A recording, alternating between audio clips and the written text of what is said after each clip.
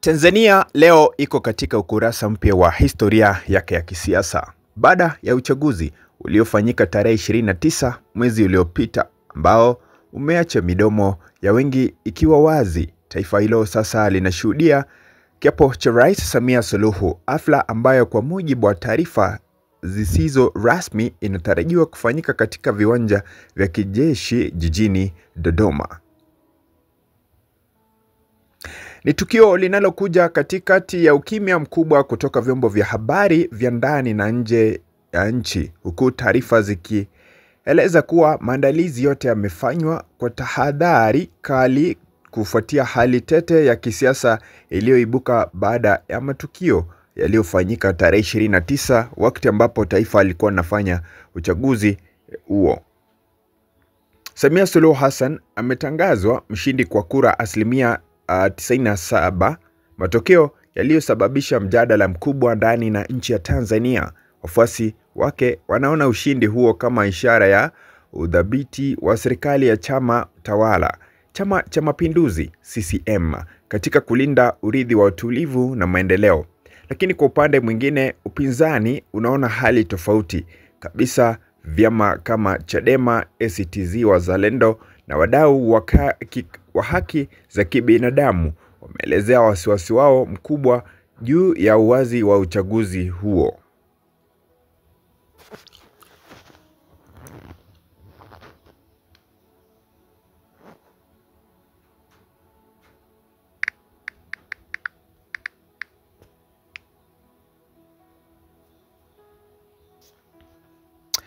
Chama cha upinzani Chadema kiliweza kuandika taarifa kwa umma ambayo nitakuisomea.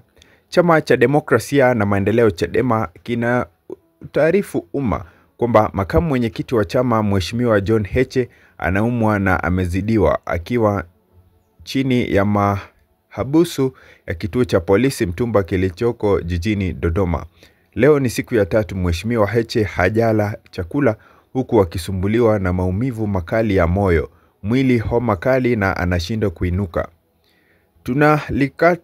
Tunalitaka jeshi la polisi kuchukua hatua za haraka na za kibinadamu kwa kumpeleka hospitalini ili apate huduma ya matibabu stahiki.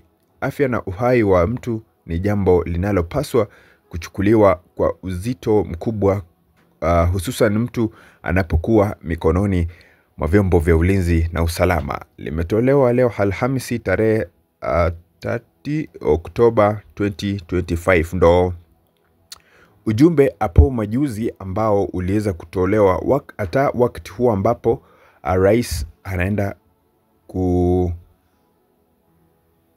kuapishwa.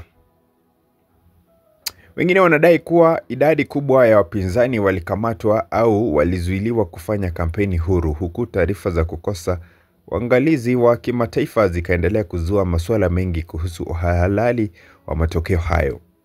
Kwa mara ya kwanza katika historia ya hivi karibuni wa Tanzania, wengi wameonekana kukosa ari ya kushiriki katika sherehe za uapisho.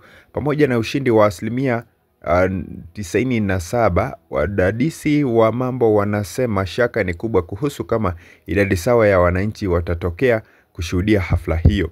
Kuna taarifa zisizothibitishwa kwamba sehemu ya umma inahisi hofu, wengine wakiwa na wasiwasi wa kiusalama, huku wachambuzi wakisema hali hiyo inaonyesha pengo kubwa katika serikali na raia yake.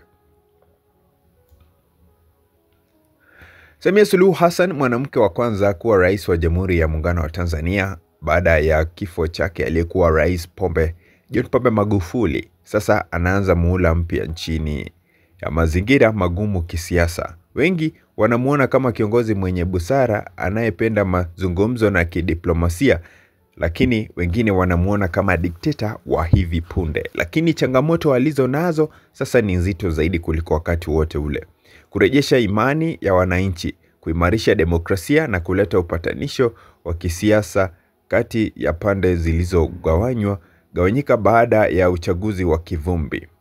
Kwa upande wa upinzani, Chadema imeendelea kusisitiza kwamba taifa linahitaji mabadiliko ya kweli.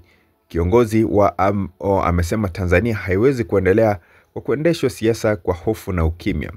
Wakati huo huo, chama cha ACT Wazalendo kimetoa wito wa mazungumzo ya kitaifa ili kurejesha imani na umoja wa kitaifa, likisema kwamba amani bila haki ni utulivu wa muda. Lakini licha ya ukimya wa vyombo vya habari na taarifa finyu kutoka serikalini, duru za karibu na jeshi la ulinzi zinasema maandalizi ya uapisho yamekamilika. Hafla hiyo inatarajiwa kuhudhuriwa na viongozi wa mataifa jirani, maafisa wa kijeshi na wawakilishi wachache wa kidiplomasia. Vyombo vya usalama vimeripotiwa kuwekwa katikati hali ya tahadhari ya juu, ikizingatiwa mvuto wa kisiasa unaoendelea katika baadhi ya mikoa. Tanzania sasa iko kwenye makutano ya njia mbili. Njia ya kwanza ni kuendelea na mfumo uliozoeleka wa utulivu wa kimya, na ya pili ni kuanza ukurasa mpya wa kisiasa, ukurasa wa uwazi, maridhiano na ushirikiano wa kweli kati ya serikali na wananchi. Je, uongozi wa Rais Samia Suluhu utaweza kuandika ukurasa huo mpya?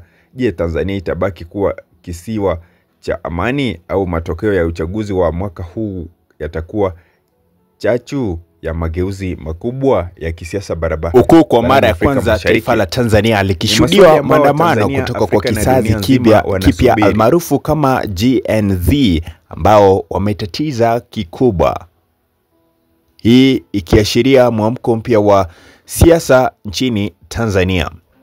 Leo hii Mama Samia Suluhu huenda akaapishwa ama anaapishwa. Lakini je, uongozi wake utakumbwa na changamoto kubwa? Kwani kufikia sasa hivi tangu tarehe 29 kumekuwa na maandamano mikoa mingi nchini Tanzania, uharibifu wa rasilimali na kuwaweka pahali pabaya wale wasanii na influencers ambao walikuwa wanaonekana kupigia serikali upato maarufu kama biashara zao. Je, baada ya wao kufanyiwa hivi na baada ya uchaguzi kukamilika, je, mitaji ambao wanapata kutoka kwa show zao ama hafla zao, raia hawa ambao wanahisi kwamba wamekandamizwa na wasanii hao watahudhuria? Hilo ndilo picha ambalo litakuwa linakuja kutazamiwa zaidi, manake itakuwa imeathiri mambo mengi zaidi na ile public trust ama amini kwa raia kwa wao. Ndio baadhi tu ya masuala ambayo yanajiri kutoka nchini Tanzania. Subscribe nitakupasha zaidi, lakini ningependa pia wewe uweze kuzungumza pale kwenye comment section. Unahisi vipi kuhusu swala zima lake Mama Samia Suluhu kuapishwa na uchaguzi mkuu ambao uliandaliwa hapa nchini Tanzania?